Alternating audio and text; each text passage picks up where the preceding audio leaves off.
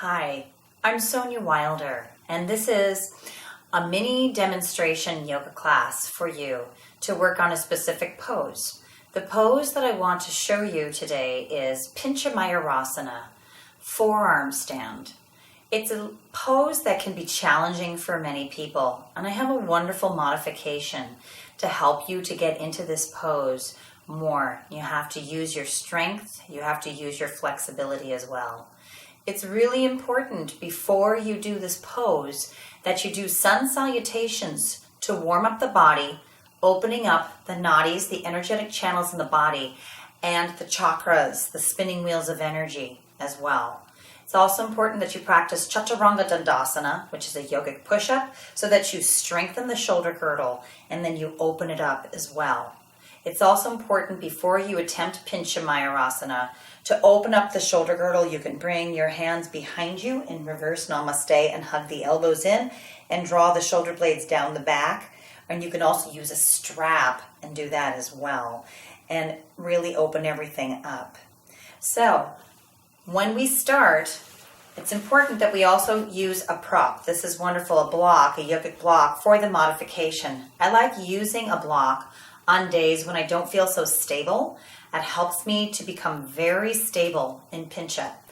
You're going to place the block just like this, and your hands are going to be spread. The index fingers point right up towards the top of the mat and the block, and your thumbs are underneath. So before we begin with Pincha Mayurasana and you're well warmed up, we're going to turn on the core. We're going to turn on the transverse abdominals in the low pelvis, the low belly. It's a girdle muscle that wraps all the way around. And you're going to activate the first three chakras, the root, the sacral, and the solar plexus. So you can come on to all fours, hands and knees. And then you want to make sure that you tuck the tailbone under and draw the hip bones together, lift up the pelvic floor, and relax the navel back towards the spine. Hollow out your low belly, the low pelvis. You have to breathe into the sides of your ribs and the front and back of your heart. So you're going to do that 3 times. Tuck under, draw the low belly in, hollow out the low belly, and release. And you can inhale. Bring everything in and release. And again, inhale and bring everything in. Good. Now keeping that active, you're going to take your block, place it on the floor, and bring your hands and your fingers around the block.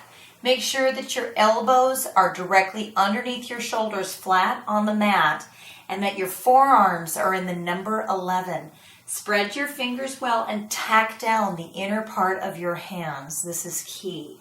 You're going to start by coming into a dolphin pose. It's a modified downward facing dog. Have that strong low belly activation, that core support. Some people, when they come into Pincha Mayurasana, they find it's more supportive to look up at the block. I find it better to look down in between the elbows. Some people want to look down at their toes. You're going to have to play around with it and find where you're going to get your stability from, your head placement, from your drishti, your gaze. Walk 1 foot in, really close. Lift up the back leg and keep it straight. Bend the knee and then try kicking up, bringing the knee in towards the belly. Kick up, bring the knee in and lower. Kick up and then lower. See if you can hover a few times. And then see if you can hold for a minimum of 3 breaths. Keeping that top leg straight, keeping the knee bent in towards the strong core, the strong belly. And then lower and come down. Come into a seat. Your palms can be face down to ground your energy.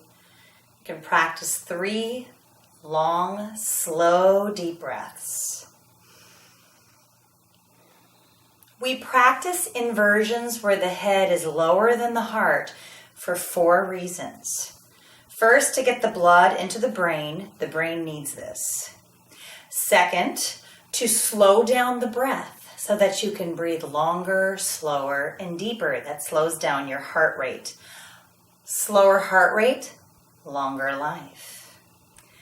Third, to change your perception. When you look at your world from a different view, the mind shifts and you can see things in a different way.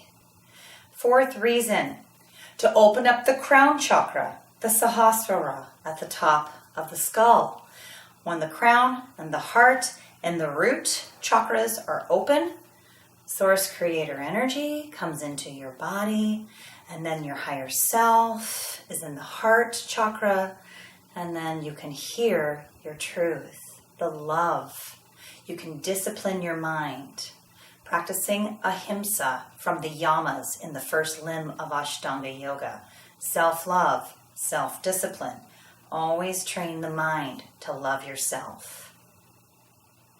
Thank you so much for tuning in, and I'll present a wonderful pose the next time. Blessings and love.